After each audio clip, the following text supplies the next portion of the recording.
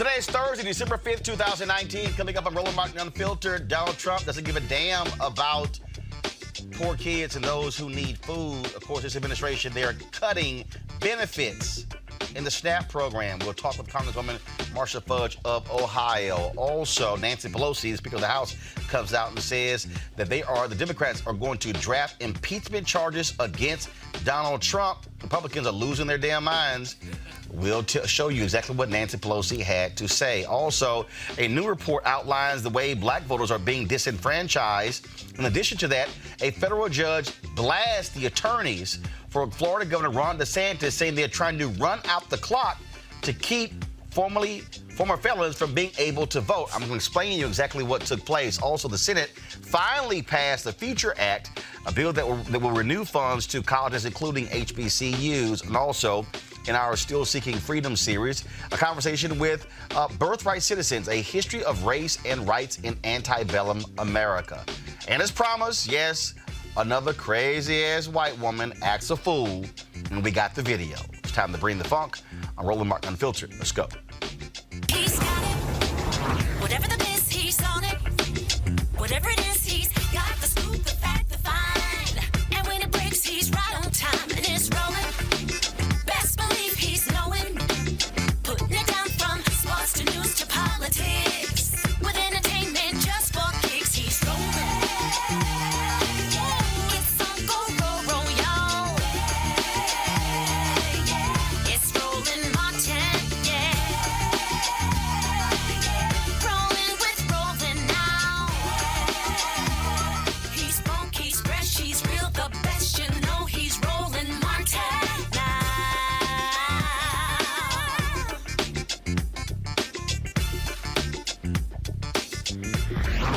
Martin. Folks, Donald Trump is an evil, despicable human being. This is a man who has given $28 billion to farmers who have been hurt because of his tariff tizzy with China and other countries.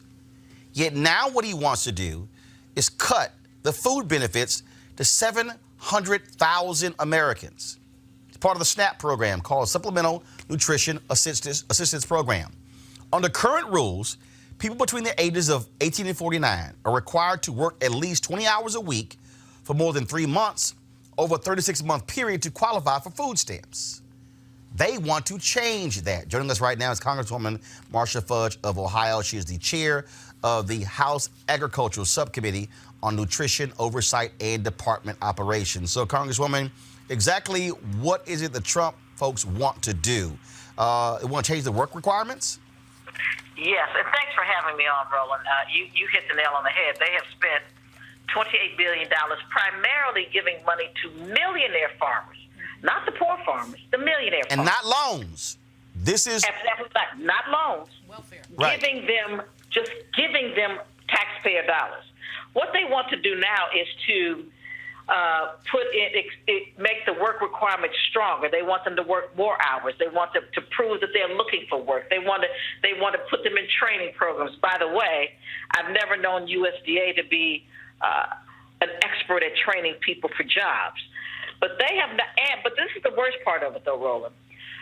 Currently, more than 30 states have waivers to make sure that their people are not out here in the streets with no food. They're now taking away the state's ability to waive some of these requirements. These same people that believe in states' rights, Roland, are saying to the states, no, we're not going to let you waive this rule because there are no jobs for these people. We're not going to let you waive this rule because these people may have PTSD or may be emotionally not able to work. They've just decided they're going to punish every single adult between the ages of 18 and 49 that doesn't work. Now, here's what Sonny Perdue, the agriculture commissioner, said, quote, "We're taking action to reform our SNAP program in order to restore the dignity of work to a sizable segment of our population and be respectful of the taxpayers who fund the program. Americans are generous people who believe it is their responsibility to help their fellow citizens when they encounter a difficult stretch. That's the commitment behind SNAP, but like other welfare programs, it was never intended to be a way of life." First of all, what's the total cost of the SNAP program? It's about $70 billion. Okay. Look. But this is the thing, though, Roland. This is what is so ridiculous about that. These people only get 3 months worth of benefits anyway. So it's not like it's a way of life. They get 3 months at a time as long as they are in compliance. All right. They get 3 months. So it's not a way of life. And So even if you- outside of just this ABOD so thing, let's explain- the average person stays on food stamps less than 1 year. Okay, so explain that to folks when you say for 3 months. And so what happens is you can only qualify for food stamps for a period of 3 months, and the guidelines say you must look for work, blah, blah, blah, all those different things like that. So it's in 3-month increments. Correct. That is correct. They would make you believe that these people are getting benefits every day, and it is just not true. Now, they claim that this is what they claim. They say they found 2.9 million adults on the SNAP rolls were able-bodied and did not have dependents, and 2.1 million were not working. But they don't know who these people are, Roland. They don't know. Many of these people are people who really cannot work. They either do not have the mental capacity. A lot of them are veterans who have come home with PTSD. Many of them are people who may be handicapped in other ways that they don't know. They don't know who these people are. So they are just assuming that all of these people don't work because they don't want to work. They never consider the fact that they don't work because they can't work.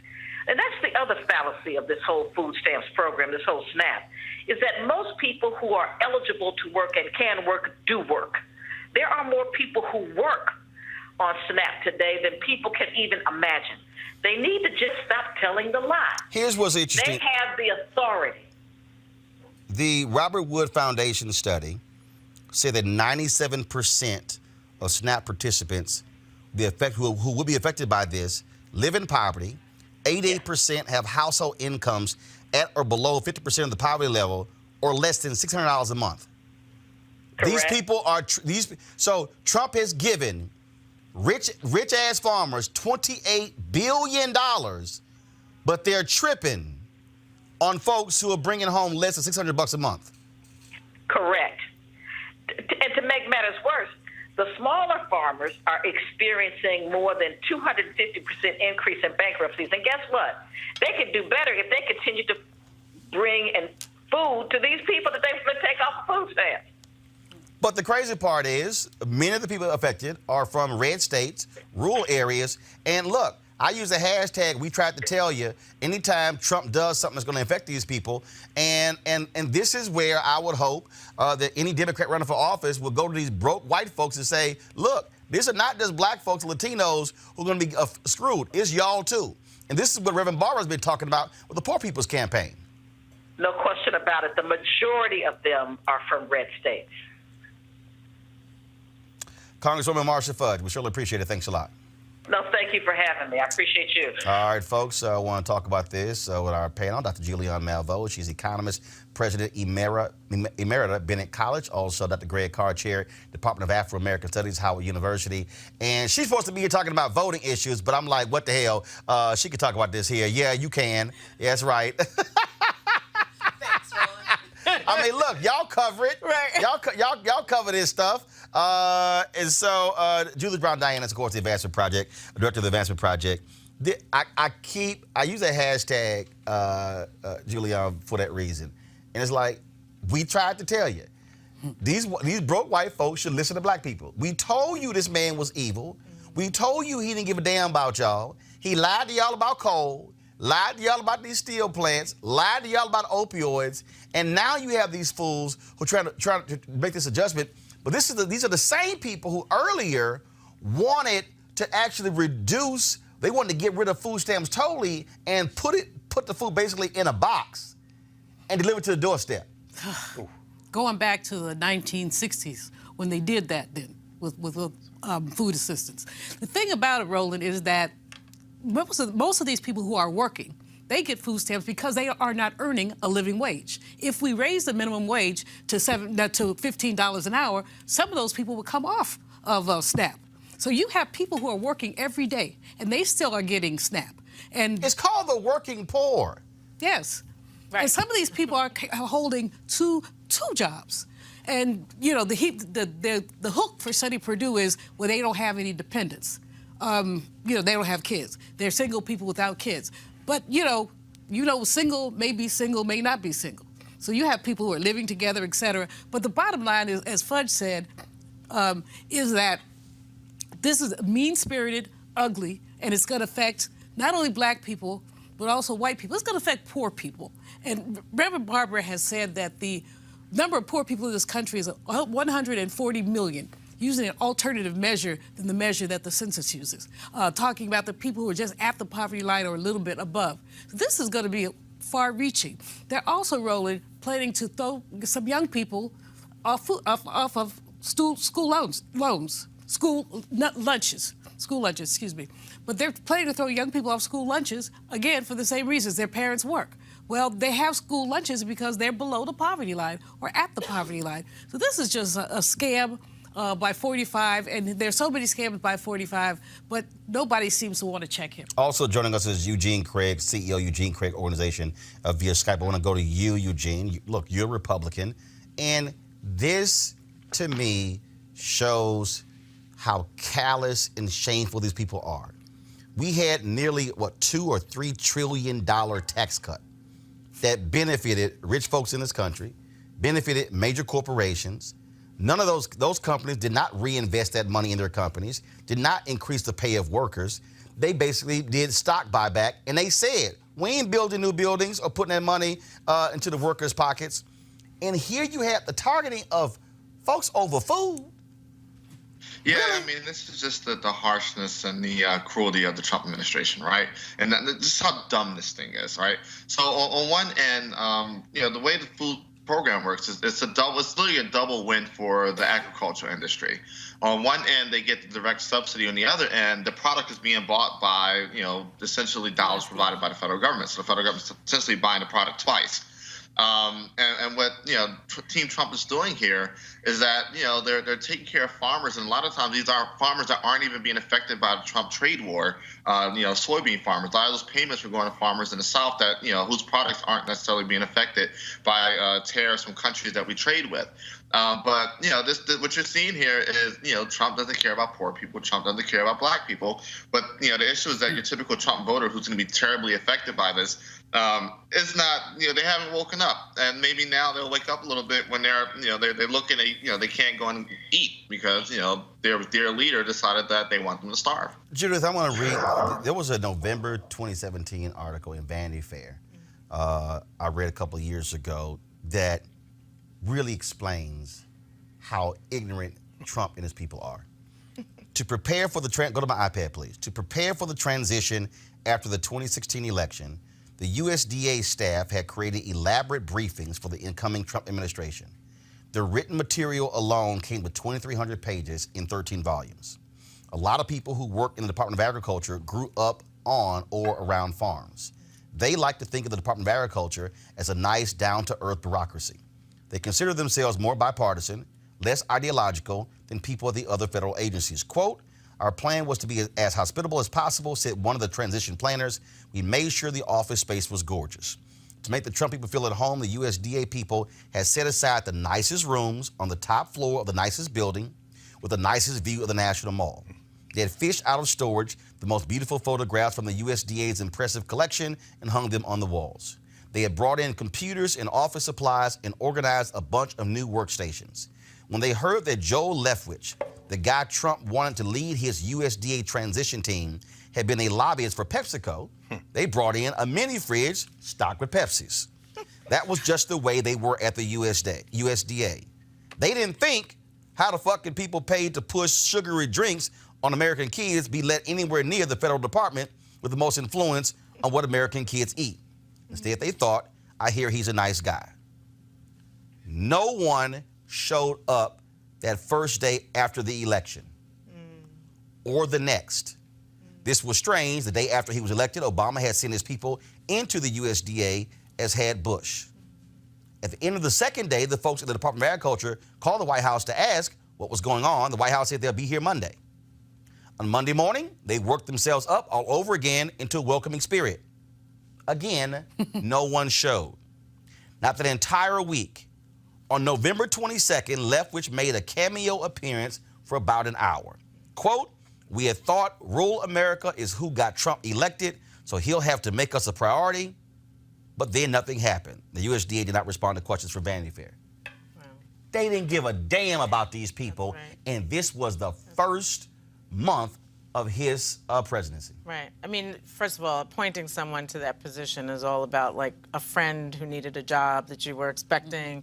You know, people have expectations if I helped you out. But I think the important thing here is that when we think about rural America, and especially poor white folks in this country have always voted against their economic interests, right? Because of race. Right? Racism has been the driving force. They don't care that, you know, we're not getting our food stamps, we're not getting health care. We actually don't want to be in the same boat with y'all. No health care, no dental care, bad education, no food. But then we ain't with y'all. And guess what? They're going, it doesn't matter if this all happens, they're going to vote for him again. Because it's like, it is the thing of, I don't want to be with you all, and part of what's happening with you all, I don't want to be with black folks, right? And our narrative around poor people in this country is a black narrative, right? White folks and the media has trumped, I hate to say that word, has come up with this story around poor people being black. Not true. Mostly white, right? But they, again, are always going to vote against their interests, their economic interests, because they would instead rather be with white folks, and also with Trump, like, oh, maybe I can be like him, you know? Right. I can be like him. He's had failed businesses. I've had failed businesses. He's got no money, but he's, you know, and he's ignorant, and he became president anyway. So there's a little bit of, I see him in me, and I aspire to be that instead of being with black folks. Greg, this is why I have said, Reverend Barber talks about this all the time as well, this is why Democrats have to, one, stop being scared of broke-ass white people and go to broke-ass white people and say, yo ass broke. That's right. Your schools are broke. You broke. You ain't got no food. Guess what? LBJ launched the war on poverty to some broke-ass white people in West Virginia. He was not in Mississippi Delta. Democrats have got to be willing. Look, I told Obama to his face, man, stop going to damn suburban areas touting the Affordable Care Act. Go to the brokest, sickest part of Mississippi and Alabama and say, I passed this damn law for y'all. Yes. To me, that's where Democrats, if you want to sit here and hit Trump, go to those places. Those coal miners who Mitch McConnell wouldn't meet with. Right. Put them on, if you Joe Biden, put them at a table with you and tell the media, come on in. Absolutely. Bring in, do the same thing to these broke white folks. All the broke white folks who say, oh, he's gonna help us with opioids, do the exact same thing. They have to be willing to tell them to their face, yo ass broke. That's right. I just want to let you know that. Roland, I think this would very easily fit into another Roland Breaks Down, except this time Roland breaks down electoral strategies. And that is, again, why people need to donate to Roland Martin Unfiltered, because this is the only place on a daily basis where we're not just breaking down race issues. This is the elevated conversation about something that may ultimately be unsolvable. And the cable networks ain't discussing it. No, They still stuck on impeachment. well, they can't discuss it because the same people on cable networks are the ones behind this BS. I mean, that's why I really do appreciate Director Brown and you all's report and the We Vote, We Count report, because you're getting at the heart of this question. As far as I'm concerned, you know, and you know, at my age, I'm just old enough to have worked on Jesse Jackson's first campaign in '84, where he went to Appalachia, where he went to the West. This is why Bernie Sanders stand up. You know, these young people now, Bernie Sanders, no.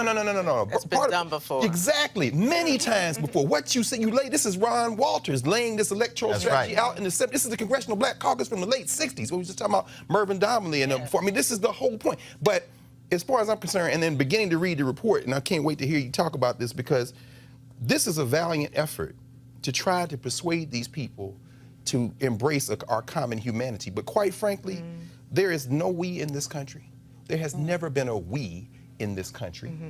And I don't even put this on Trump, because when you look at the map of people who will be affected by these changes, and there are 3 changes, by the way. The third of those changes is the ones that say, and in fact, this here says, the rule would also prevent households with more than $2,250 in assets or $3,500 for a household with a disabled adult from receiving food stamps. That's the one that would throw 1 million children off of reduced or free lunch in the schools. These people, this hasn't been just driven by race hate, because this is these poor whites. You're absolutely right. When you look at the map of the people who are going to be affected, it is surgical. The Northeast states, California with 12% of the homeless population, a couple of states in the South, Georgia being one, but you see the least affected states are those Midwestern states.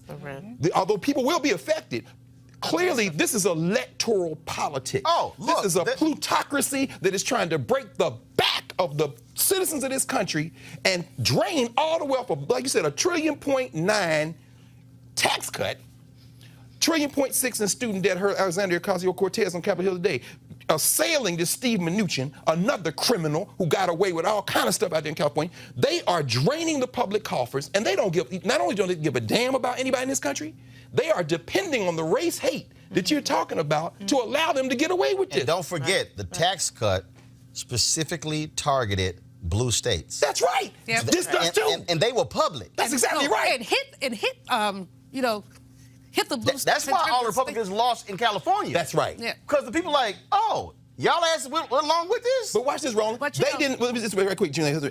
When you see, they couldn't get this through in the Congress because the farm state representatives with the liberals always said no. So what did this? I mean, we had Janice Mathis on here discussing it when it was going through the hearing. Y'all got to support this place. It's the only place talking about this. So what did this man, who is clogging his veins every day with fast food, do? He makes an executive order so that people who can't get 20 hours a week working fast food in these places, so they can't qualify for food stamps, can't get their food stamps. Go ahead. I'm sorry. You know, the other thing is that Republicans are always talking about fiscal responsibility. They're always talking about balancing the budget. 45 has essentially knocked the budget all out of whack, not only for this year, but it's a 10-year trajectory. So even if a good Democrat gets in, the first thing they're going to have to do is tackle the issue of debt.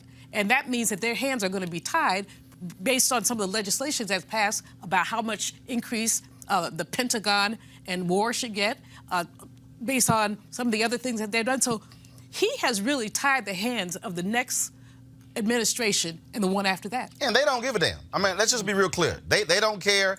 Eugene, again, this to me is one of those issues where Democrats got to be real specific. I'm talking about if you're running for president, if you are Biden, Buttigieg, Warren, Klobuchar, Booker, and other 15 people still hanging around, Castro, they have to be specific, Eugene, with the language. That Sanders, I'm telling y'all, I told Bernie Sanders to his face in a meeting in his office a year ago, just so y'all, so let me be real clear, all you punk asses out there who on YouTube talking about who I'm supporting, no, I check everybody. Sanders to his face. I talked to Buttigieg 3 times on the phone, twice in the past 2 months. Talked to Harris, text Booker. Don't act like I ain't there. I told Bernie Sanders, you have got to go talk to broke-ass white people and say, white people. Don't say working class. You got to say white people. Because, Eugene, that's the only way to slap them in the face to go, when I ain't talking black, Latino, I'm talking to broke white people. That, to me, should be a clear Democratic strategy for 2020. I agree, right? Especially if the Democrat strategy is going to be, okay, hey, look, we got to target Pennsylvania, Michigan, and Wisconsin, and probably not throwing Georgia and Arizona in there as well. You know, if you're quote-unquote swing voter that you're targeting are broke white people, or as politically correctly stated, working class white people, you got to go in there bluntly and bluntly have the conversation. And if you're unwilling to, or if a candidate is unwilling to, I think you need to check the credibility of the candidate. You know, campaigning 101 is being able to have the conversations, the blunt conversations with voters to earn their vote. But my point is this here. Don't come talk to black people and feel comfortable saying black. Yeah. But you don't want to go in front of white people, Judith, Right. and say white. Right. And I mean, somebody has to say to white voters, Right. because if you stand in front of women and say women voters, and they stand in front of gay folks and say LGBTQ, if you stand in front of black people and say black, Latino, damn it, stand in front of white folks and say, listen up, white voters. See, to me, you got to be explicit, because broke white people have not been called out, and they've danced around, yeah, working class, yeah, real America, all those terms. But that's because they want to make them different, right? They, again, it's like, don't want to be in the same pool with y'all, so we're working class, y'all poor black folks. That's right. So again, this is the divisive politics that have always existed in this country. And while I think, yes, the Democratic Party needs to go out there and do that, I also want to say that this wouldn't be the first time that it has been tried, and that it may fail again, right? And but here's the piece. Even if it fails, the fact that you do it, here's what may happen. You actually might wake up some broke white folks. Oh, that's true. But the point is, if you never say it, they just walking around like, we good. You're like, no, you're not. That's what Reverend Jackson did. Right. He went to, and that's what the Poor People's Campaign is. Exactly. Look, they've gone to Kansas, Idaho, the hills of North Carolina, West Virginia, Kansas, Mississippi, and they have been very explicit. They've been saying, broke white people. Well, you know, Reverend Barber. We all broke. Is a genius in terms of how he's constructed the New Poor People's Campaign, in terms of his co-chair, Liz Theo Harris, a white woman minister. I mean, he basically is fighting for the soul of America. So if you say there's no us. Well, yeah, there's no us, and America has no soul. But I mean, he is fighting for. Well, no, he's trying to create a soul for America. And here's something I think we haven't stated enough in this. And this goes back to the 19th century. You think about the Know Nothing Party, the nativist movements in the 1920s and 30s. There is a fetishization of ignorance in this country. So when we talk about the common people, there's this elevation of this idea that I'm dumb, I'm stupid, I'm proud. And when you no, seriously. And so, so in other words, I'm thinking, because as you were talking, I'm thinking, which of these candidates in the Democratic primary has really began to gesture toward that? Immediately, I thought of Elizabeth Warren. Because Warren talks about, you know, her mama had to put the dress on, go get a job, and her daddy had the heart attack, and then she had a baby, and they got rid of her. And I'm thinking, that should resonate, but here's Warren's flaw. She's intelligent. See, these white people want to be dumb. So when Stacey Abrams is telling them, if we give them $1, the federal government's going to give us 9 back and your hospital doesn't close, they can't hear that because she went to college. In other words, whiteness and dumbness is fused. So do we have to fight the dumbest candidate? Yes. Well, no. Reverend Barber, that's why I agree with you, is genius. Barber is as intelligent as any human being walking the planet. But the way he crafts his message, he can resonate because he doesn't come off like that. I don't know that a person who comes off as smart can ever convince these stupid white people to do anything. And you're right, because first of all, with Warren, they're going to say, well, you taught at Harvard. Exactly. And you see, but here's, again, perfect example, because you talk about, let me find it. You talk about how dumb works. Perfect example. So after you had the hearing yesterday, you had this fool from Texas. Damn, I hate he graduated from Texas A&M. I don't think he even graduated. Louis Gohmert. Oh my God. But I want to show. But I'll show you dumb. They had a news conference, and when it was over, Louis Gohmert came out there, and oh man, I'm trying to find it. He came out there and he says essentially, whatever y'all do, don't send your kids to Harvard or Yale. Every damn Republican who is on that Supreme Court, come on, brother, from Harvard or Yale. That's right. Then somebody on Twitter named all of the damn folks in Congress who Republicans who went to Harvard or Yale Law School. But again, so they play this, all these elitists, when they got the same elitists sitting over there, and Trump always touting how, you know, he got his Ivy Leagues from the Wharton School of Business, Penn, Ivy League. My alma mater. And he really did. Right. He did not get. He bought that He did not. It is. Hold up. It is. Again. Well, This is playing to stupid. Go to my iPad.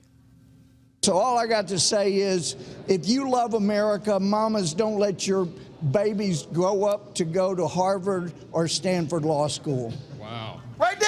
but to Greg's point, they are. And Texas A&M is a major research university. And not only that, Texas A&M is an extremely conservative university. Yes. And I'm sitting there going, fool. But here's the deal. Them same, and here's the piece. Them same broke white people, I'm telling you, when they challenged the Hopwood decision, the reason, you know how the top 10% got passed in Texas? Right. The Black and Latino legislator. Break it down, brother. Y'all, I was there. Got with the white rural legislators who were upset because the white kids from rural Texas were not being accepted at the University of Texas or at Texas A&M, the two major institutions in Texas. So the Black and Latino legislators got with the broke rural white legislators and said, we're going to create the top 10 rules. So if your kid graduates in the top 10% of your high school class, regardless of the high school, you are automatically admitted to the state institutions. And guess what? It was the suburban legislators who went there and said, no, okay, we're getting too many kids, who changed this top 10% in Texas to limit it to the top, only like 50% of the class. Oh, so they began. Oh no, they changed it because what happened was Texas was saying, and we're losing too many of our bright students. No, it was saying we're losing too many of our bright white students, who were not in the top 10%, and their white parents were saying, well, my child goes to Austin Westlake.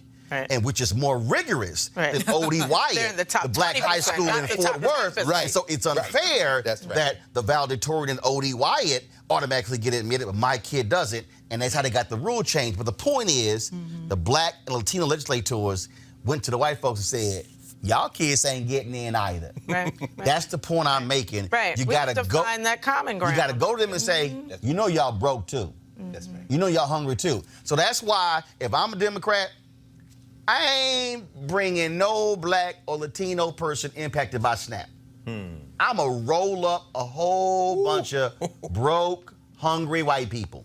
And I'm going to hold news conferences with them. I'm telling you, that's what you do. Because it's the same thing I've been... Look, when affirmative action is always under attack, I put on when ran the Chicago Defender, I put a white woman on the front page. I said, I need y'all to say something. Because every time affirmative action came under attack, it was black folks who was out front, Latinos right behind us, and the white women were off camera getting most of the contracts. I'm like, no, bring your ass in front of the camera, stand right here and fight for this, because you get the most contracts. If you're going to be explicit in talking to us, damn it, be explicit in talking to them. And that's why I think where Democrats have failed. All right, I want to talk about this next story, and that is, so before we go to Judas, the report y'all did, y'all, let me tell you something. 2 days ago in Florida, federal judge goes off on Governor Ron DeSantis and the attorney for the Secretary of State in Florida when it came to Amendment 4. Now, y'all remember, we talked about it on this show, Amendment 4 was passed in Florida, nearly 70% of the folks. Now, I told y'all, don't trust them Republicans because they down with voter suppression. I told y'all, hashtag we tried to tell you. I told Desmond right here on this show, Desmond, don't trust them. I remember that. And Desmond came back like, yeah, Roland, you did tell us that. I said, don't believe they're going to let this thing fly. You can't put almost 1.4 million people with the power to vote in their hand and Republicans going to sit here and just be quiet about it. So what did they do? DeSantis beats Gillum. Sidebar, all you punk asses who didn't vote, elections has consequences. I tried to tell y'all this too. So what do? The Republican legislature passes a law that says, oh, no. Amendment 4 only goes into effect if you could pay all of your fines and penalties completely back. Well, they get sued, they go to federal court, the judge declares that law unconstitutional. So they go into the court, and the judge goes off, Judith, on the attorneys, just snapping. Then he says, I need to know, he told the attorney, I need to hear you say out your mouth that what I ruled was not proper. The attorney for the governor tried to say he could not speak for the governor. He's like, you the attorney for the governor. The judge snapped on them all throughout and accused them of trying to run the clock out Because here's the problem. The primary in Florida is in March. Right, that's right. Those are the games that they're playing in Florida when it comes to the voting power. Right, right. No, this has been an ongoing battle, right? I mean, Amendment 4 was transformational, right? We're talking about a part of the Constitution of Florida that has been in place since right after slavery, right? As an effort to reduce the political power of newly freed black folks. And so here we have someone who is formerly incarcerated leading this effort to allow folks, the 1.4 million, to vote. Republicans like, not so fast, not so fast. Now, voters voted for it. Including Republicans. Right, including Republicans, including white people, right? Like and you had to get more than 60% of the vote to get it passed, right? And so it passed, but the deal is that they kept in place that you have to pay fines and fees. Now, if anybody knows anything about Florida, Florida is #1 in incarceration. They do very well on fines and fees. As you know, that there's whole cities and counties that run off of fines and fees. That money is important to them. And so they wanted to have everybody pay fines and fees. When I was out doing canvassing for Amendment 4, I met a brother who had been convicted of drug trafficking and had to pay restitution of $250,000. And he said to me, I will never be able to vote. Right. Because I'll never be able to pay that. And so I think That was a white woman I read her story. She said the same thing. She said, I'm not going to be able to pay back $500,000. Right. She said, so I shouldn't be able to vote? Fraud. There's a woman with insurance fraud. So, I mean, the thing that comes down, and this is in many other states too, is this problem of fines and fees continuing to be a barrier to vote. But the problem here is, though, that the voters knew what they're voting for. What the Republicans are saying is that, no, Judge, the voters really didn't quite understand that what they were voting for. And the federal judge was killing them saying, really? So this was something that, first of all, you had to get petitions. It was a long process. I mean, it was a 10-year process. 2, it had to be certified by the Supreme Court for the state. Right. So the federal judge is saying, wait a minute, so you went through this whole process and now you're trying to say the voters didn't know what they were doing? Right. And the language in Amendment 4 says you have to have completed sentence. And that's where the fight is, because Republicans are saying completed sentence means you paid everything, right? That's not what the voters thought. The voters thought, look, once you out, right? And you get to have your right back. And so DeSantis was waiting for this. You know, he was glad to be elected so he could execute on making sure that 1.4 million wouldn't make a difference. And he, of course, danced around this issue during the campaign. That's right. Then, even after he was elected, said, well, I'll take a look at it, when I become governor. But this also was a mistake, and I told Desmond this, they're lawyers. When this went before the Supreme Court, the Republicans actually laid this trap.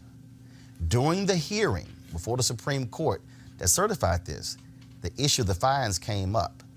And the lawyers sort of just tried to quickly dismiss it like it wasn't a big deal.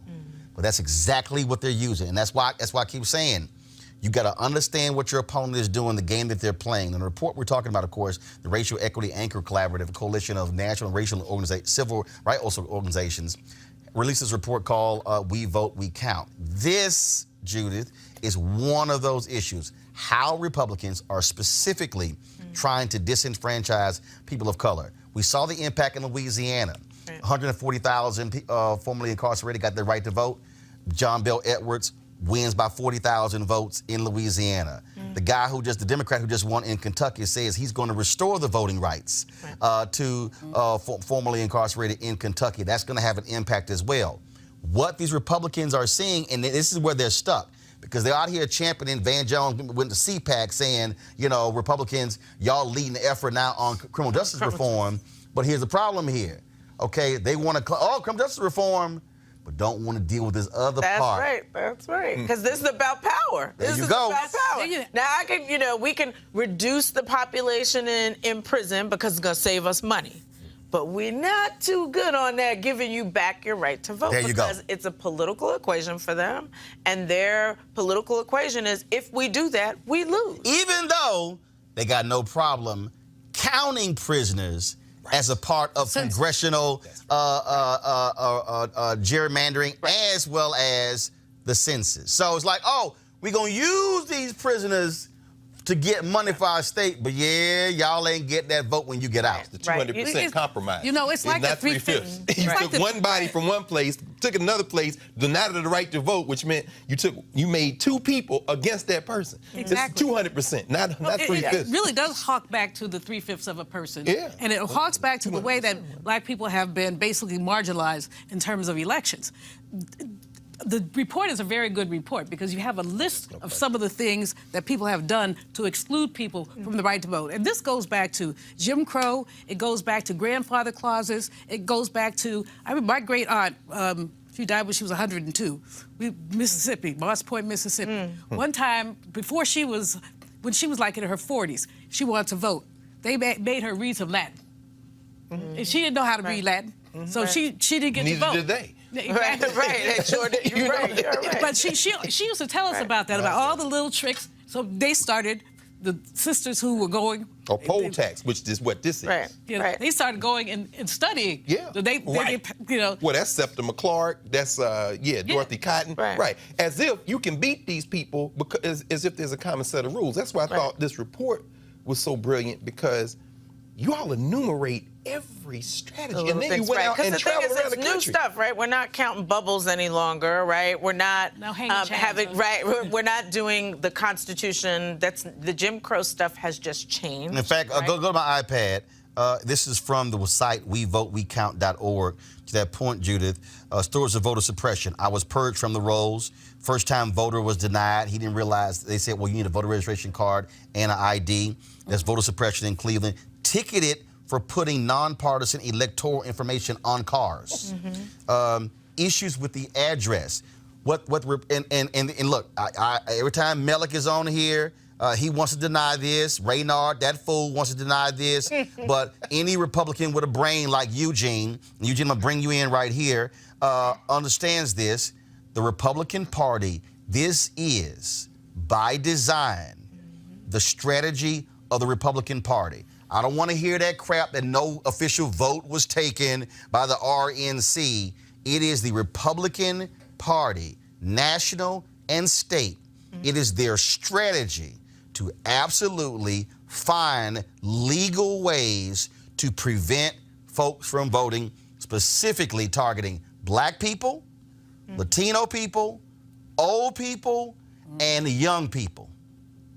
Yeah, I mean, look, up until the last election cycle, there was an actual literal consent decree in place that prevented the RNC from, doing their typical ways, started to find new creative legal ways to engage in voter suppression. When you couple that with the lack of resources that historically the RNC and many state parties would put towards voter engagement with minority communities, this is what you get.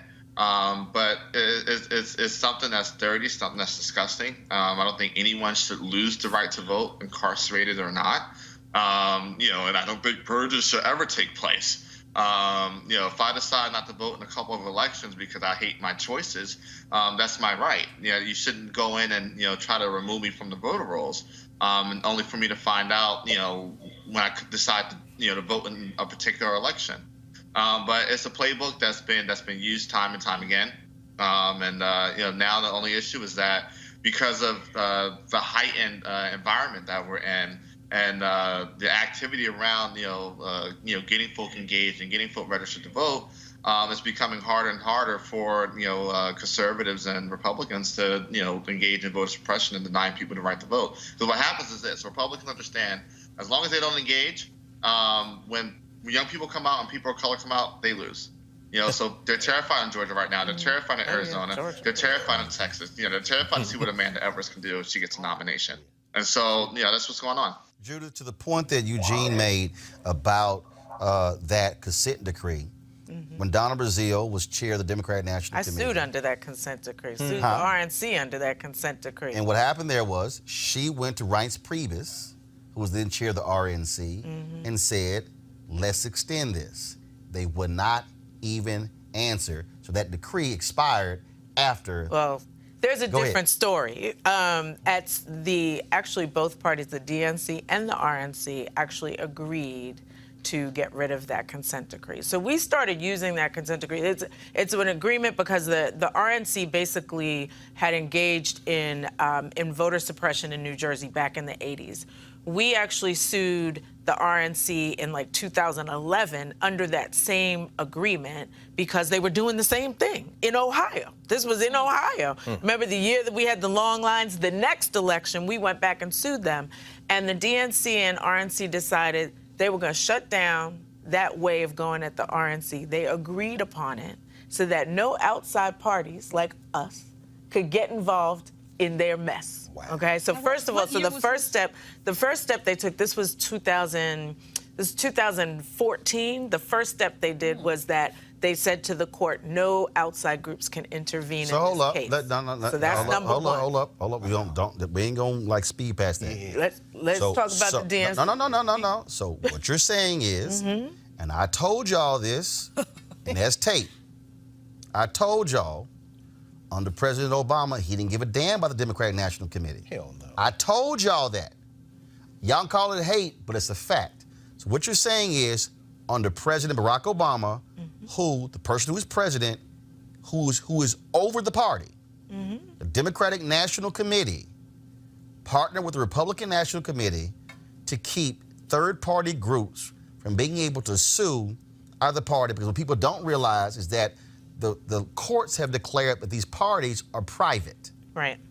Right. So these two parties, in 2014, we were an outside party. In 2014, this happened in 2014. Right. We were an outside party, and we had done this case before Obama was elected, and then they came back and said, no, we're not allowing any other outside parties into this case. Agreed in front of the court.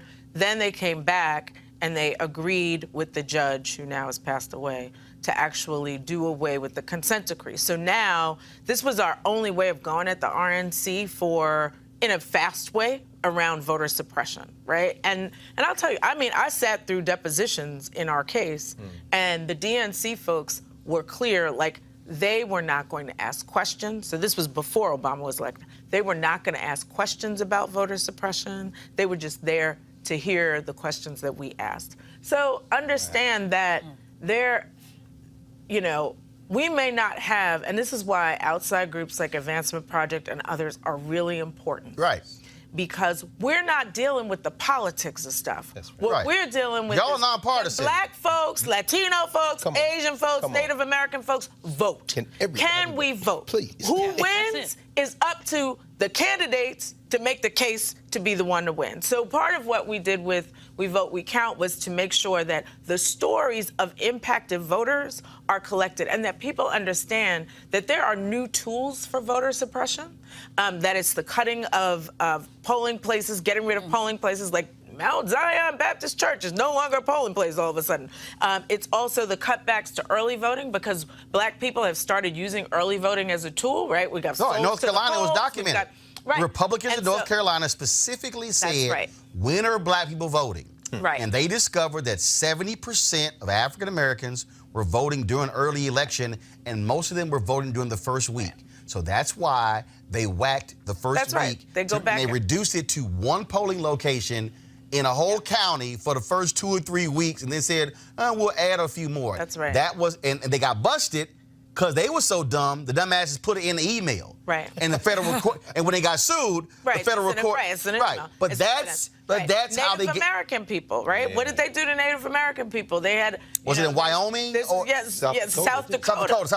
Where South Dakota said, one of them because the Democrat had been elected to Congress, South Dakota, they decided that you had to have a street address. Well, people that live on Standing Rock Res do not have street addresses. So they wouldn't be able to vote. So they had to scramble at the last second. They don't have to get them some kind of information that you shows talked about on this show. Remember, they have some kind of, they had a machine, they were printing IDs. Right, IDs, right. Like, so these are the kinds of voter suppression tactics that we need to be worried about. And tomorrow, I'm sure you know that that the bill, the Voting Rights Advancement Act, will go to the floor in the House. H.R. 4 is going to be on the floor for a vote. We expect that it will pass. Congresswoman Marcia Fudge, I will say, has been incredible around this issue. She had field hearings to bring out issues around voter suppression. We had people's hearings in several states that were just regular voters talking about their problems. And it's all culminating in this vote tomorrow. And this is going to be a vote to fix what the Supreme Court did to the Voting Rights Act back in 2013. Likely to get passed by the House, and watch Mitch McConnell don't even bring it up in the Senate. Right. But this is also why Eugene, Greg, and Julian, why when I listen to these people out here, and let me be as explicit as possible, when I hear these dumb punk asses who talk about not voting, again, when did most of this crap really take off? It was after the Supreme Court decision of Shelby County versus Holder. Before that, it was in 2010. Right.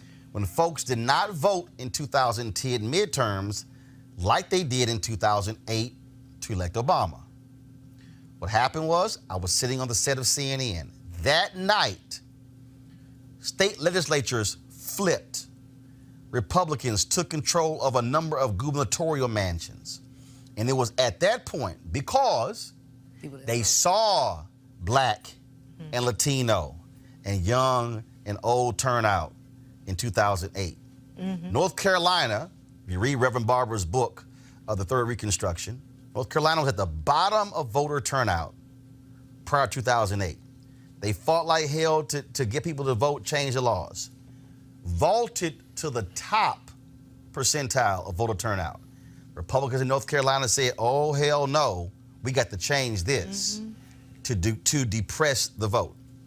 After Shelby v. Holder in 2013, your report says Alabama, Florida, Georgia, North Carolina, North Dakota, Ohio, South Dakota, Texas immediately began to launch voter suppression in all of these different ways. And the report says witnesses attested to, go to my iPad, witnesses attested to, among other things, having to wait in long lines to cast a ballot, being denied bilingual ballot language assistance, having to restore the registration status after an illegal voter purge, and having to stand up against last-minute changes to polling locations and hours of operation. Additionally, voters have had to adjust to increasingly scarce polling places with ever-changing locations, which presents a huge burden for those without easy access to transportation and with inflexible work schedules. You know, Roland, you mentioned 2010, the Republicans taking over state houses. That was a pivotal election because it was also a census election. Now we're going to have that again in 2020. So like, as you say, all these people who say they don't want to vote, I don't know what's wrong with them. I truly don't know what's wrong with them. As you said, elections have consequences. Somebody going to win. Yes. Whether you vote or not, somebody's going to win. You might want to be saying, okay, out of all the stuff out there, if you can't figure out any stuff, you might want to say which one of the two candidates is more likely to protect my right to vote. And to Dr. Malveau's point is that this election is huge because, well, not just because of who's in the White House, but because it has consequences on redistricting. Yes. Redistricting, it will happen. First of all, census is going to happen, then redistricting. And so state legislatures will have people in them who are going to decide how power gets split in this country. That's what redistricting is. It's a pie. We have a power pie, and we figure out how to split it up. But it has implications for decades. If they get to draw the lines and get to have the power, they will continue to have that power for a long time. And, Judith, we have to add, because Trump is in there and they control the Senate, the federal judges that they are appointing are going to affirm those decisions. So when y'all are trying, Department of Justice, when y'all are trying to sue, you're going to have to go to a federal judge If they've been appointed by Trump, And they're gonna unqualified. they're gonna sit there and say they're gonna sit there and say 45 no. person. And so that's why voting impacts that. That's right. Because whoever wins the White House, whoever controls the Senate, That's controls right. the federal bench. That's right. Final comment, Greg, Julian, before again, I got to go to my next guest. This open question. I mean, every election we've talking about, I don't ever say that they won an election. They've stolen them. Remember 2004 with Kerry, there was a black attorney, Secretary of State in Ohio, Ken Blackwell. Ken Blackwell. A real piece of work. Yes. Now, That's they stole the federal election of 2016. Wisconsin, Milwaukee, Detroit, Michigan. They got it close enough to steal through voter suppression. Right. Stacey Abrams should be the governor of and today, Brian Kemp, who just appointed another racist to fill the seat that just got vacated in the Senate by retirement, they suppressed the vote. And DeSantis in Florida is not the legitimate governor of Florida. They suppressed the vote, and they didn't even count all the votes. Everything you've written in this report led to 2 governors directly to the last legislation and the President of the United States. These are stolen elections. Voter suppression, and you've had Greg Palast on here many times, but this report, we really have to focus on it. This is a war, and we're not prepared to fight. That's right. Julian, go ahead. Stolen elections are not new. No. Elections have been stolen I don't know how long. If you look at 1898, go back in the late 19th century, and black people got the right to vote and were voting. Not only did they suppress the election by changing laws, in Wilmington, North Carolina, they basically killed people. They did. The black people and white progressives were elected. White boys went into a meeting with guns and said, y'all got to resign. Yep. Took all the black people who were prominent, put them on a train, one-way ticket, said, y'all up out of here. And killed a bunch of others. 1898. Yeah, It was a racial pogrom. And That's exactly right. One report says they only killed 60 people. But there's another story that says the Wilmington River ran blood. We have taken a city to book by my former president of Tennessee State, H. Leon Prather. That's right. Judith? Yeah, so really want people to read this report. We vote, we count. You can find it on advancementproject.org website. Or wevoteWeCount.org. Yes, Go ahead. or wevoteWeCount.org, because this is our fight. This is our fight of 2020 and beyond, and we really need folks to understand the mechanisms that they're using, because it seems like little things, Right. but those little things have serious consequences. Judith Brown Dianis, Thank you. thanks a bunch. Thank you.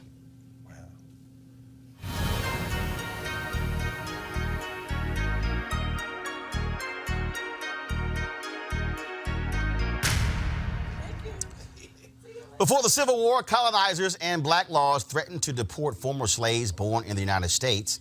African-American activists argued that citizenship was their birthright. Former slaves studied law, secured allies, and conducted themselves like citizens, establishing their status through local, everyday claims. As part of our continuing series, 1619 to 2019, Still Seeking Freedom, we're talking with Martha Jones, Society of Black Alumni Presidential Professor and Professor of History at Johns Hopkins University, about birthright citizenship. Certainly glad to have you with us, Martha. This is relevant because we have seen in the last few years, especially with Trump in the White House, how Republicans have been targeting birthright citizenship, how they want to change the laws because historically how black folks were able to demand rights based upon that. And now what they really want to do is limit this really to white folks from other countries. And so this has a long history of how immigration laws and this birthright citizenship clause has been used against people of color. The story really begins with the ways in which Black Americans are looking to, in a sense, forestall precisely what we see happening in our own time, which is to say, as you said, colonization, black laws are all aimed at, in essence, deporting, or in 19th century parlance, removing Black Americans from the country. And they come to this idea, this concept, this principle of birthright as a way to forestall their removal. Theirs is the first chapter, but only the first chapter in the ways in which the American state has used race and racism to attempt to curtail or to narrow who is a citizen, who can belong. And so what should we know about this history, what you have laid out, and its impact on African Americans seeking freedom in this country? This is a story from which we learn that there's nothing new in the United States about communities of color facing threats, living under the specter of deportation. We don't have to imagine what the world is like without birthright citizenship, because for the first decades in this nation, all the way through to the Civil War, Black Americans live without that protection and hence subject to the arbitrary whims of the state, of white supremacy, and of a nation that really wants to ensure that its future is a white republic. So when we see today lawmakers chipping away at birthright citizenship, threatening birthright citizenship, and we've heard that whether it's from the White House or from Congress, when we hear that, we need to know that that's an old story. That's an old tactic, and we need to, in my view, double down on birthright as an important, not a thorough and not the only bulwark, but an important bulwark against the force of racism in our regime of national belonging. And so when you see what is happening right now, this is what I say is absolutely, truly about white supremacy. This is Stephen Miller. This is Donald Trump. These are these individuals who see where we're going. We're 24 years away from America becoming a nation majority of people of color. We're seeing the birth rate in this country, whites, is extremely low. We see that in 17 states in this country, the annual white death rate is higher than the annual white birth rate. This is about maintaining America as a white country. Birthright citizenship is in 1868 an intervention, right, in that long history of white supremacy by transforming 4.5 million Black Americans, millions of them having been enslaved, into citizens. Yes.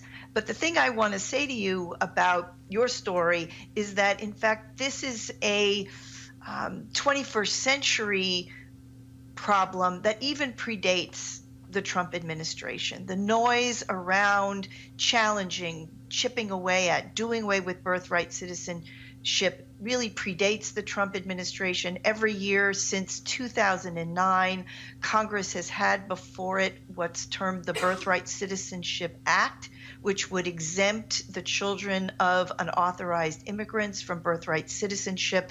So we have been living with the threat of this regime for a long time. But of course, you're correct that since President Trump's election, now this is an idea that really has traction.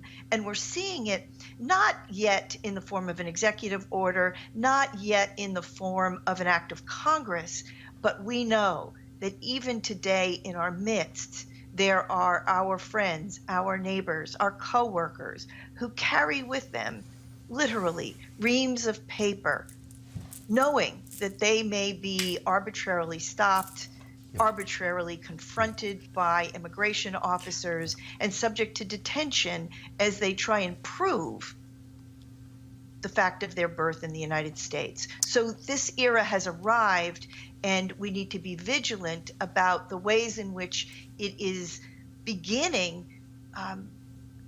by targeting some of the most vulnerable Americans.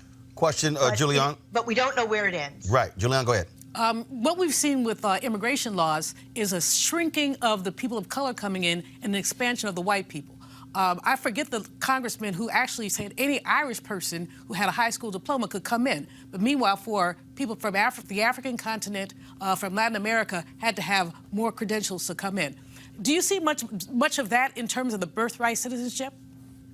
Absolutely, because part of the story of the early 19th century is about the kind of discretion that low-level officials enjoy and exercise every day. By the time we get to the second half of the 19th century, this is a story that will center on the children of Chinese immigrants. And there what we know is that the citizenship of those people is not challenged by the Supreme Court or by the president. It is port officials in San Francisco who determine for themselves that they think Chinese Americans born in the U.S. are not citizens and are going to detain them, harass them, and jail them, and they will have to go to the U.S. Supreme Court to have their citizenship affirmed. So there is an important resonance, and the lesson is that this kind of regime begins perhaps not at the top, right, but at the bottom. Greg? Professor Jones, first of all, thank you for your work. It's quite fortuitous that your long years of research and study came out in the form of the book just as this became something that's in the national conversation. So, ancestors don't make any mistakes. That's very important, so thank you. And I'm glad you brought up that late 19th century, Chinese Exclusion Act, and then into the 20th century, trying who's white, who's not white. I love this phrase that you've introduced, regime of national belonging. Thinking about Stephen Miller, who of course was on Jeff Sessions' staff before he transitioned to the next white supremacist, and Sessions, who's now trying to come back into the federal legislature from Alabama, and their obsession with the Immigration and Nationalization Act of 1965. How do you think through our commitments as non-white people in a country where this regime of national belonging seems to sit at the center of our aspirations? In other words, I guess what I'm asking is, you've done so much work on this question of birthright citizenship. How do you think through us coming up with definitions of national belonging that can displace whiteness and maybe ultimately even citizenship as the standard for determining our humanity in this project? I don't know if that makes any sense. It's just difficult for us to think, because we got black people and brown people who will side with these white supremacists because citizenship for them means national belonging. Yes. So I think that there are two things. The people I write about are really in many ways improvisational on this, and which is to say that they read the Constitution and the language in the Constitution, but they are also cognizant, for example, of the ways in which they believe their labor, much of it unrequited labor, entitles them to unqualified national belonging. They turn to military service, and many of them have served their fathers in the American Revolutionary era, themselves in the War of 1812. And they make the argument that military service should also be a basis for national belonging. And at the same time, I think you're right that in some sense, the people I write about are trying to solve an urgent problem. They are not political philosophers, if I could say that. They are practical men. The show is called women. Unfiltered. You can say it.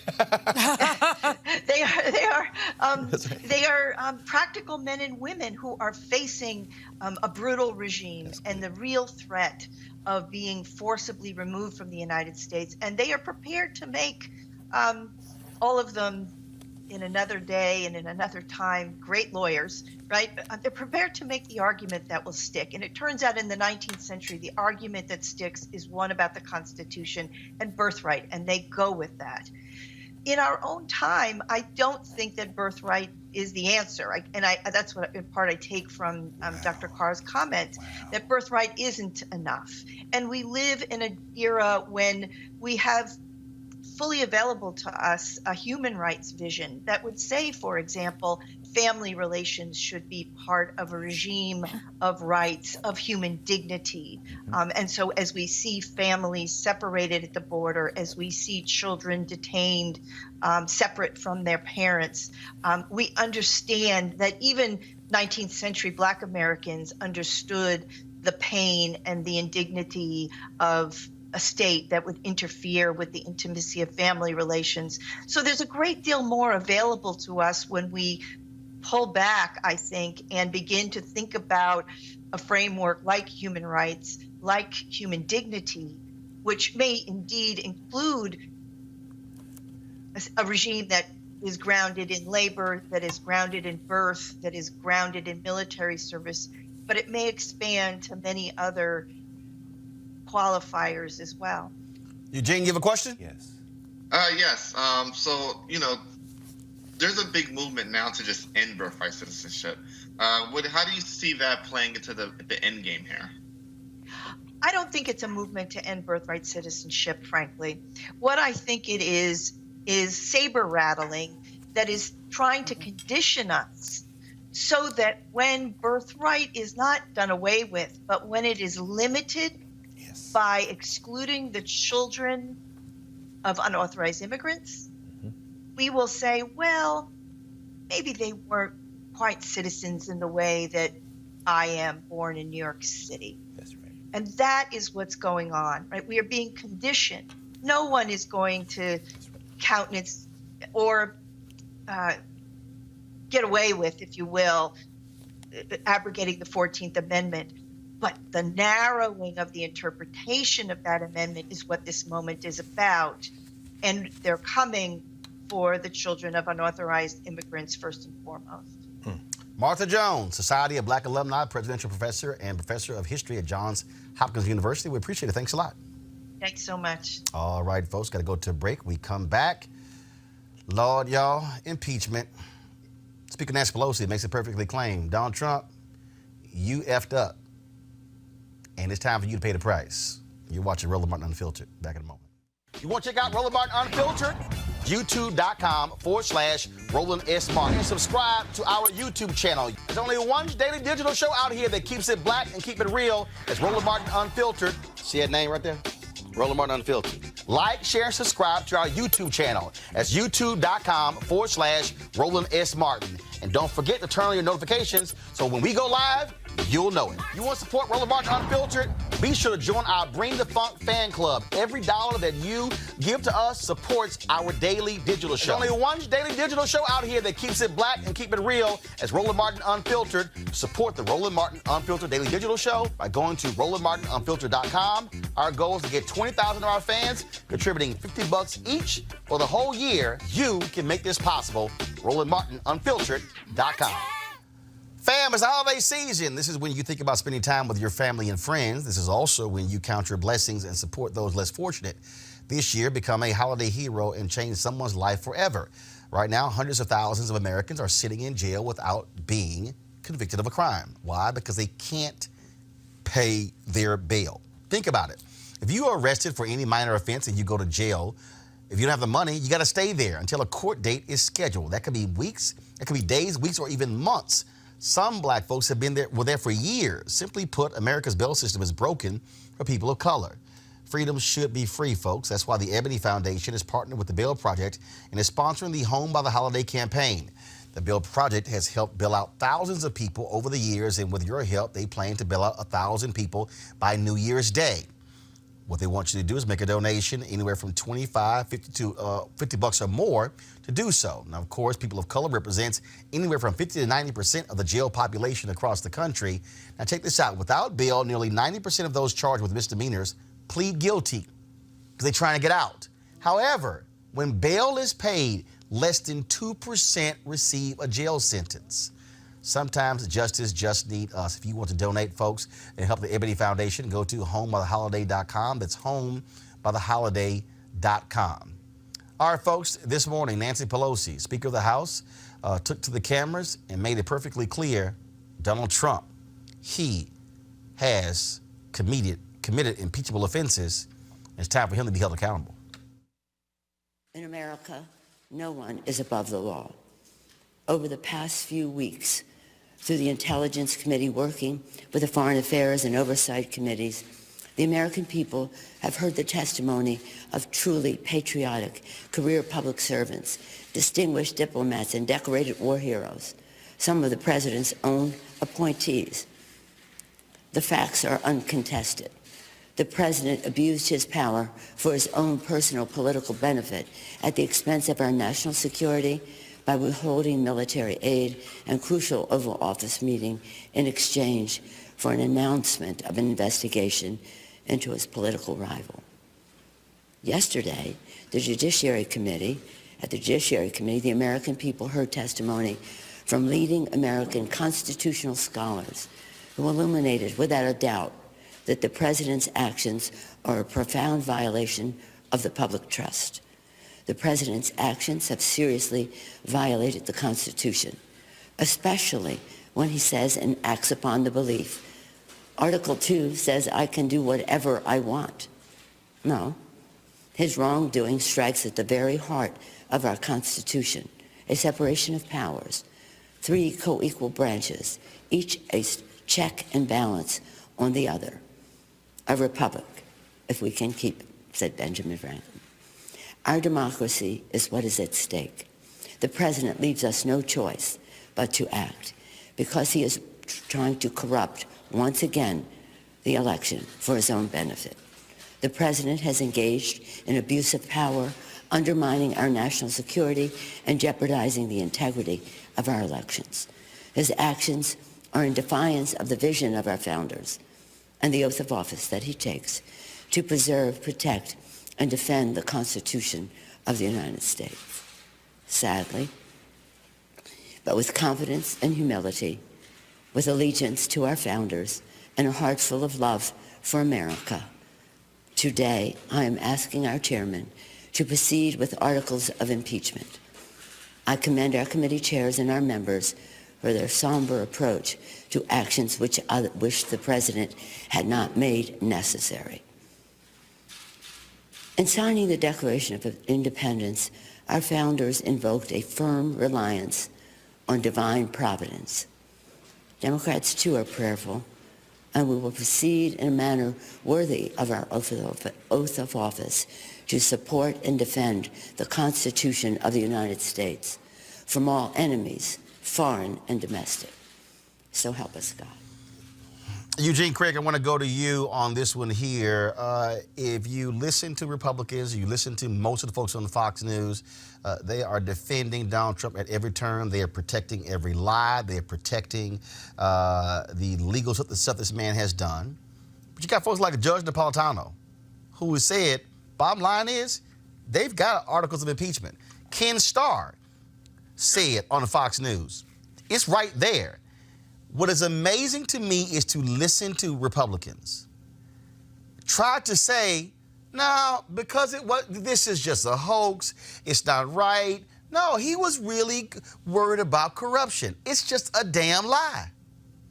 It is. And the thing is this, right? Your current Republican Party lives with Donald Trump and dies with Donald Trump.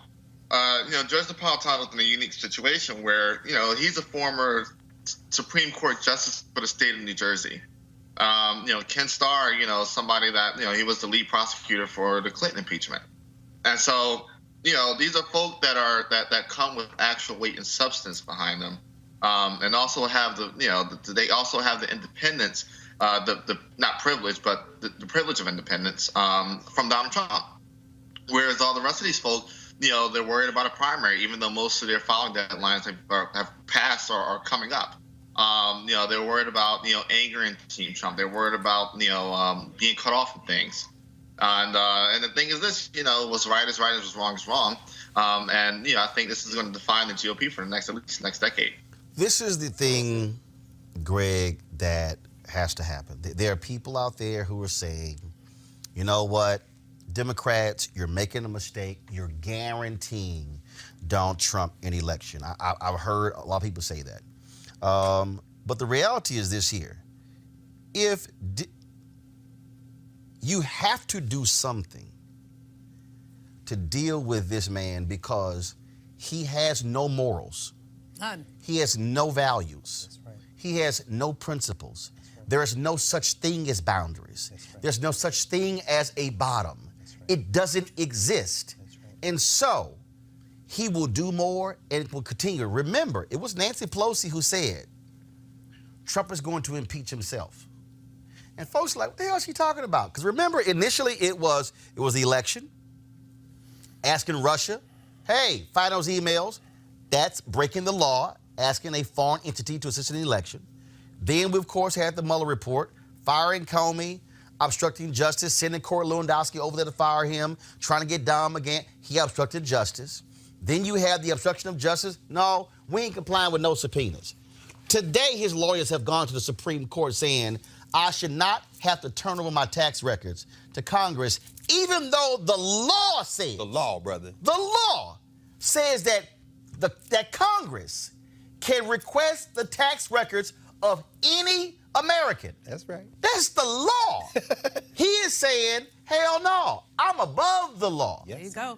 And so in this case here, you have Democrats who essentially are saying, if we don't do this, this man will do whatever is required to stay there. That's right. And so they really have no choice. And all this other bullshit of, well, no, the Senate will never convict. Okay, in the history of the United States, this is only the 4th time we've gone down this road. That's right. And in the other 2 occasions, the person wasn't convicted. But it doesn't mean that you still don't do it. That's right. Well, Roland, you put your finger right on it. And I doubt there's another news outlet in this country who has been talking about potential impeachment as long as you have. Because I remember sitting next to Representative Al Green right on your show as you had him make the case very early on. And of course, Al Green took to the floor of the federal legislature to say that he thought, why weren't there any non-white or people of color legal experts testifying? Could have had all of our sisters who come on the show consistently, but you put your finger right on it. This is really a test as whether or not this experiment we call the United States of America is real or imaginary. Of course, Nancy Pelosi has no choice. No congressperson has a choice. This man has, let's take aside all the litanies you put out, everything you just laid out, except one thing, the obstruction of justice. The minute you say that I am not going to respond to a subpoena and present any subpoena. Congress has the sole power. On any topic. The sole power. The minute you do that, now Pelosi has political choice. Do you send the Capitol Police to arrest this scuffed up guy out of South Carolina, Mick Mulvaney? Do you send the Capitol Police to arrest these people? No, so that's the political choice. And that's where I think we've got the real challenge here. Clearly, this man has broken the law. There's no doubt. But he is above the law as long as we allow him to be above the law. That's the issue. Julian, this was a tweet. There were 2 tweets that David Axelrod sent out today that I have to call out. Go to my iPad. For those who want to skip ahead, the House will impeach POTUS by the end of the year because what he did warrants it. The Senate will hold a trial in January, but not convict, regardless of evidence, because he has absolute control of his party, and then we will move on.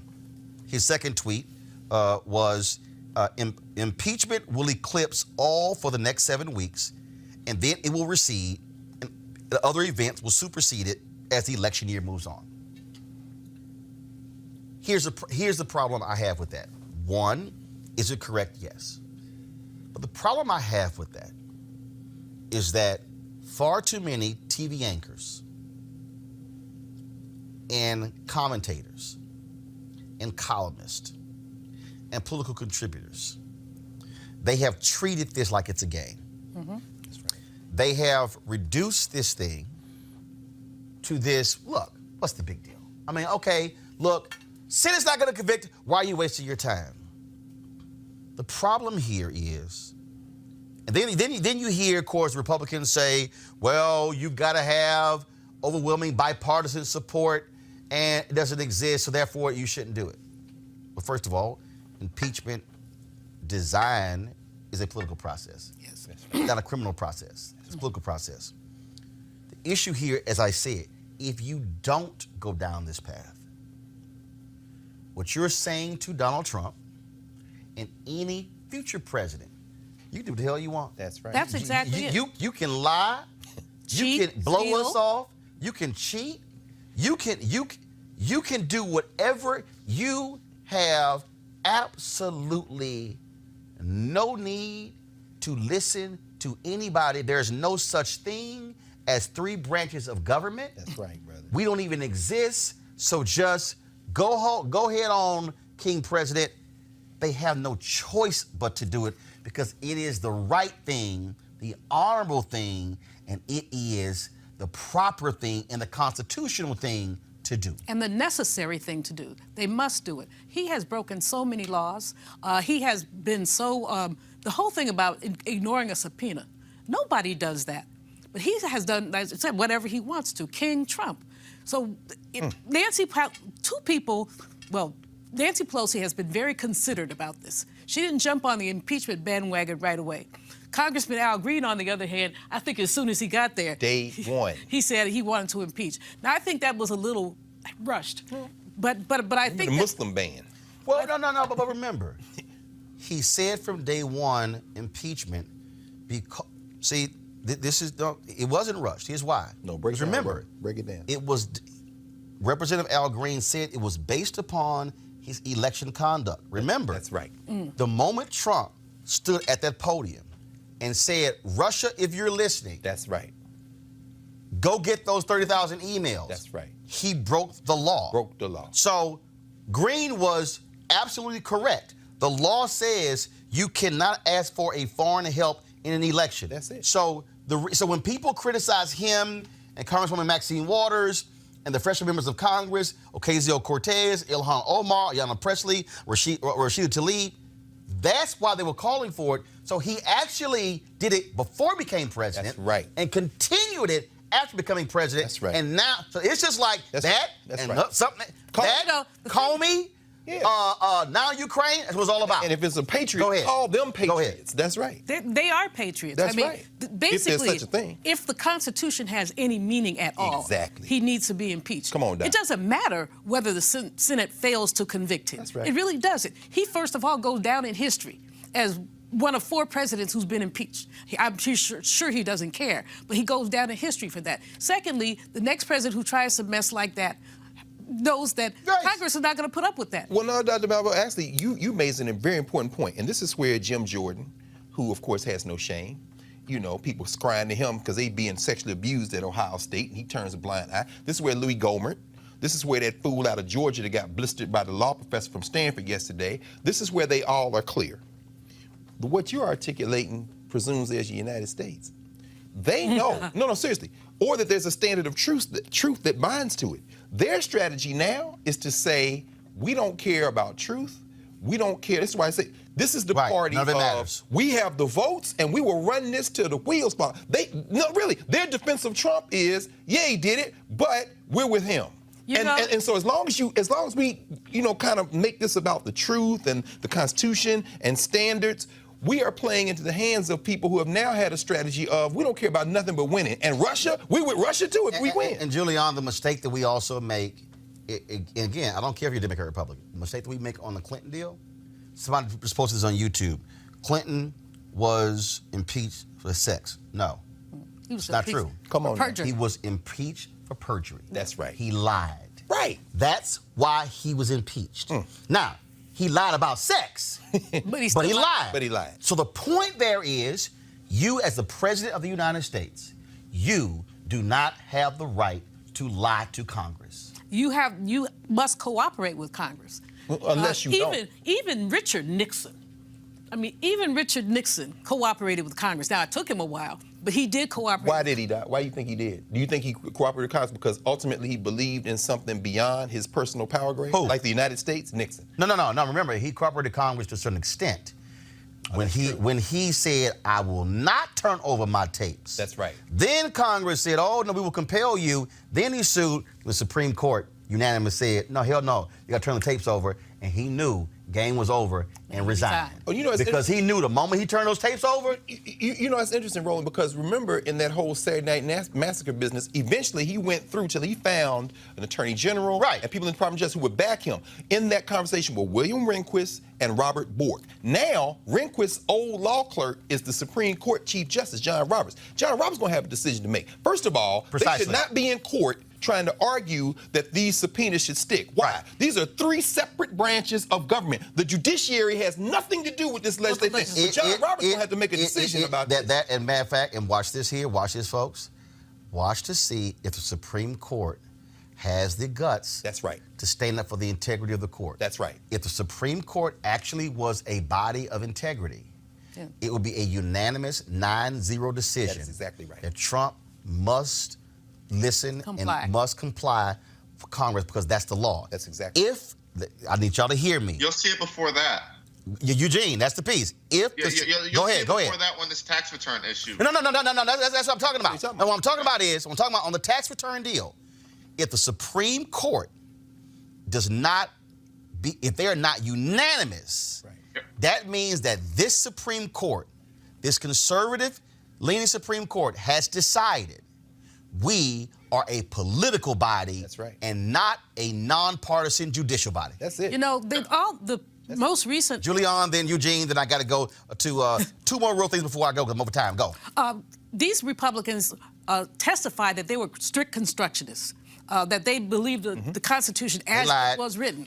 So now we're seeing that they lied. So, you know, John Roberts has tended to be, I won't say a little left, he has tended to hew with the Constitution, but I don't believe that Brett Kavanaugh will. Again, I'm not, I get that. That's a 5-4 decision. Yeah. What I'm saying is, that's 5-4. So, right, John Roberts should do that, because the Chief Justice, Eugene, is supposed to respect and protect the integrity of the court. That's right. What I'm saying is, this should be 9-0. Alito. No question. Gorsuch. That's right. Kavanaugh. That's right. Clarence Thomas. It should be unanimous that a president must comply with a congressional subpoena. He cannot deny it. Eugene, your final comment. Yeah, I think you're probably going to see 7-2. I think Roberts probably forced him to comply, and I think Gorsuch and Kavanaugh probably side with the protecting the court. Alito and Thomas are just too political. I mean, Jeannie Thomas, Clarence Thomas's wife, is one of the biggest Republican activists you ever come across. You got it. All right, folks. Also, real quick here, after Nancy Pelosi had a news conference, a reporter from Sinclair Broadcasting, conservative media outlet, used to be at Fox News, James Rosen, who had to resign over sexual harassment allegations. Let's just say he brought the Baltimore out in Nancy Pelosi. Do you hate the president, Madam Speaker? Because I don't hate anybody. Representative Collins, the reason I asked. You don't hate anybody, not anybody in the world. So don't accuse me. I did not accuse you. You did. I asked a question. You did. Representative Collins yesterday suggested that the Democrats are doing this simply because they don't like the guy. I have nothing to do with it. Nothing to say with it. I think it's an important point. I think the president is a coward when it comes to helping our kids who are afraid of gun violence. I think he is cruel when he doesn't deal with helping our dreamers, of which we're very proud. I think he's in denial about the climate crisis. However, that's about the election. This is about the election. Take it up in the election. This is about the Constitution of the United States and the facts that lead to the president's violation of his oath of office.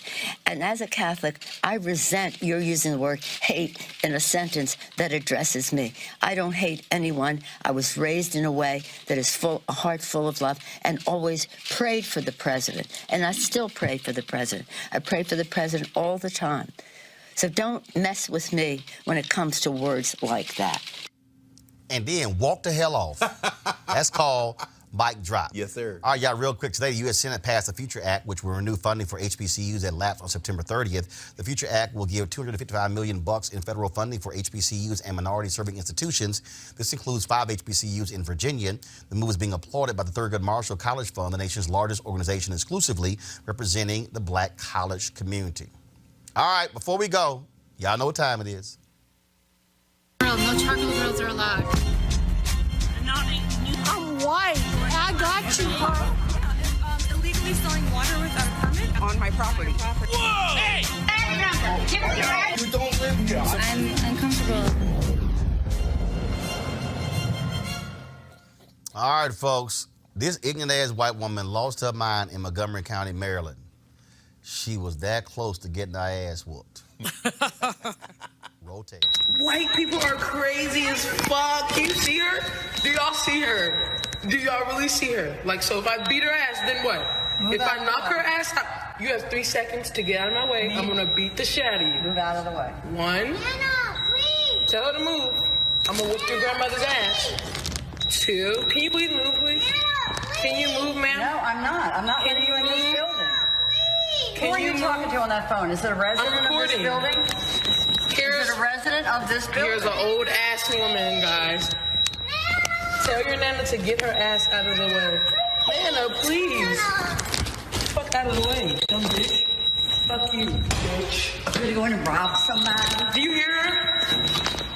You need to get your hair done. This bitch is crazy as fuck. This bitch right here. She just stood in the middle and held me. Then she said, I'm gonna go rob somebody.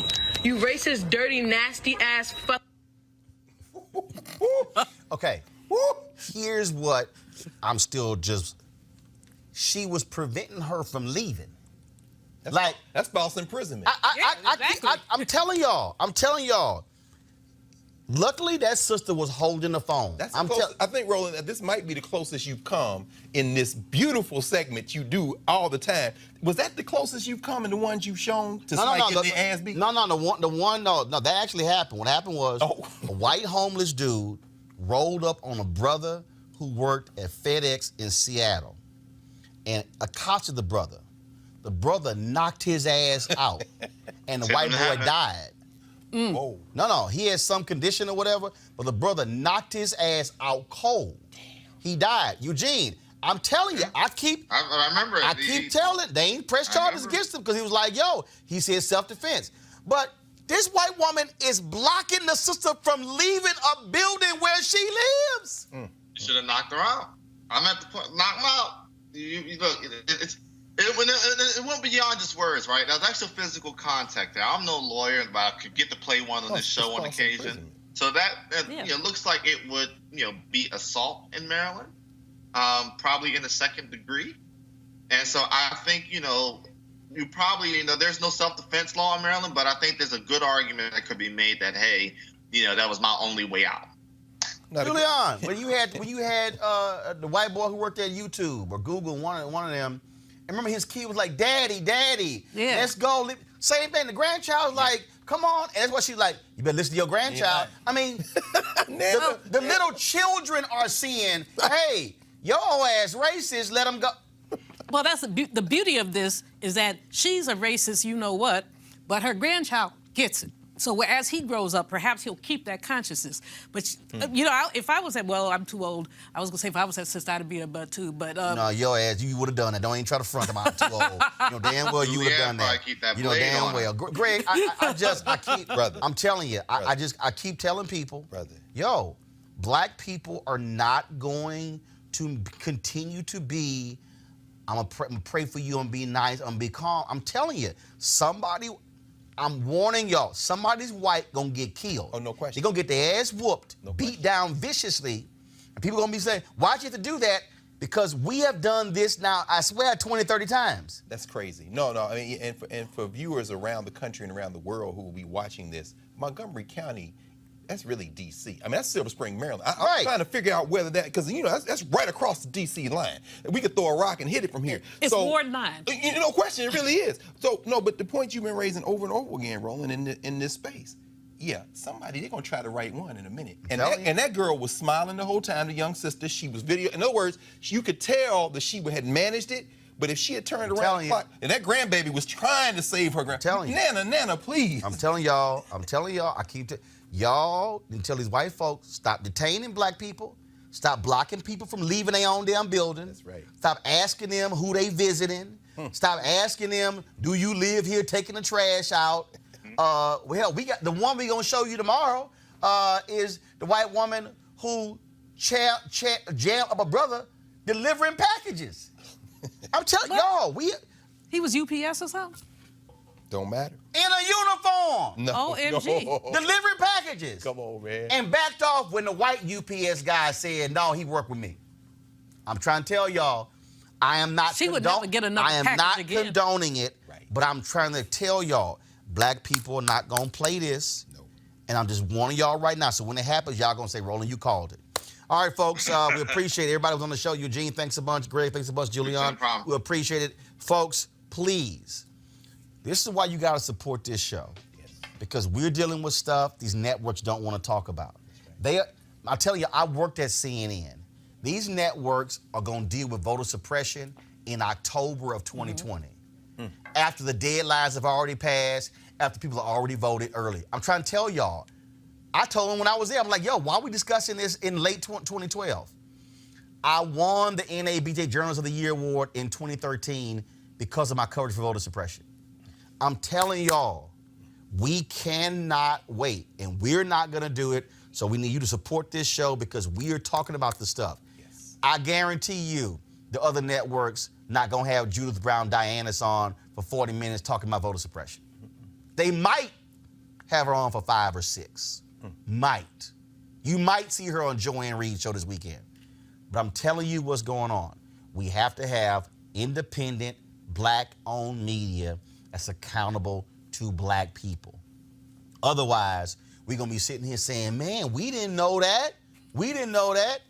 The Sister Marsha Jones professor, I got to tell you right now, you ain't reading that in the New York Times. Nope. And not those questions and answers. She's been on a lot of these shows, but not this. I'm just trying to tell y'all, go to RolandMartinUnfiltered.com. There are 2,000 people right now on our YouTube channel. You can give right there on YouTube, or go to RolandMartinUnfiltered.com, join our Bring the Funk fan club. Look, if you got $5, $10, $20, we want you to give $50. That's just one time for the whole year. There are 20,000 people, total 20,000 people. We got about 3,000, 3,400 people in our Bring the Funk fan club. If 20,000 of our followers give $50 each, we're completely funded for the next year. Don't even have to have another ad, anything like that. That's what we have to do, because trust me, we're gonna need our own voice in 2020. And all the rest of these people out here hollering, talking about they new black media, no, they not.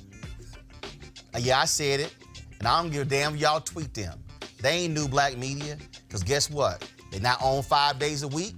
They're not having actual guests on. All they doing is talking about what somebody else doing. They're not traveling around the country, interviewing people. They're doing none of that. See, trust me, like Charlie Wilson said. Remember Charlie Wilson? Uncle Charlie said, I'm old school and new school. I'm old school and new school. So when somebody say I'm old media, yeah, I'm old black media, but I'm also new black media, because we understand how all of this works. And I challenge anybody out there who call themselves new black media, put your show up against this one, and let's see who's actually informing the people. Go to RolandMartinUnfiltered.com, join our Bring the Funk fan club. I'll see y'all tomorrow from Nashville, Tennessee. Saturday, I'll be giving the commencement speech at Tennessee State University. The 19th commencement speech I'll be giving, and the 15th at the HBCU. Y'all know I got a word for them, so I'll see y'all in Nashville tomorrow. Holla!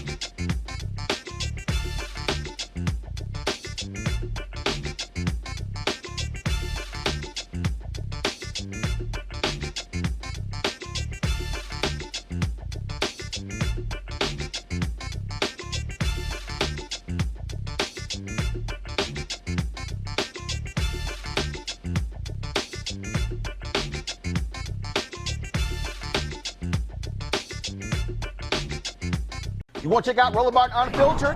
YouTube.com/Roland S. Martin. And subscribe to our YouTube channel. There's only one daily digital show out here that keeps it black and keep it real. It's Roland Martin Unfiltered. See that name right there? Roland Martin Unfiltered. Like, share, and subscribe to our YouTube channel. That's YouTube.com/Roland S. Martin. And don't forget to turn on your notifications so when we go live, you'll know it. Hey everybody, this is your man Fred Hammond, and you're watching Roland Martin, my man, Unfiltered. Hi, this is Essence Atkins, and you're watching Roland Martin Unfiltered. Hey yo, peace world, what's going on? It's the Love King of R&B, Raheem Devon, and you're watching Roland Martin Unfiltered. Hi, my name is Brescia Webb, and you're watching Roland Martin Unfiltered. Ow. Well, I like a nice filter usually, but we can be unfiltered. What's going on? This is Tobias Trevelyan, and if you're ready, you are listening to and you are watching Roland Martin Unfiltered. What's up? I'm Lance Gross, and you're watching Roland Martin Unfiltered. Hi, this is Cheryl Lee Ralph, and you are watching Roland Martin Unfiltered. I mean, could it be any other way? Really? It's Roland Martin.